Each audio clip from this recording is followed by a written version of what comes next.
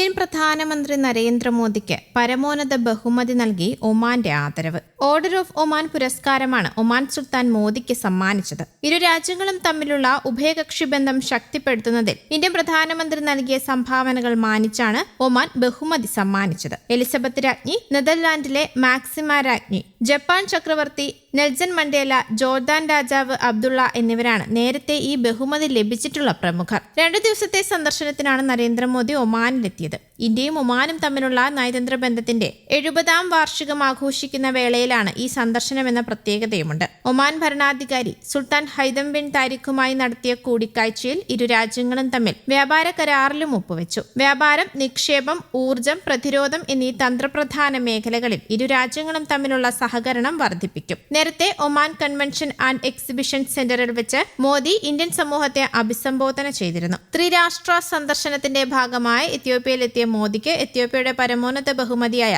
Great Honour Nishan of Ethiopia സമ്മാനിച്ചിരുന്നു. ഇന്ന് Oman സമ്മാനിച്ച ബഹുമതി ഉൾപ്പെടെ 28ലധികം രാജ്യങ്ങൾ പരമോന്നത സിവിലിയൻ ബഹുമതി നൽകി ഇന്ത്യൻ പ്രധാനമന്ത്രിയെ ആദരിച്ചിട്ടുണ്ട്.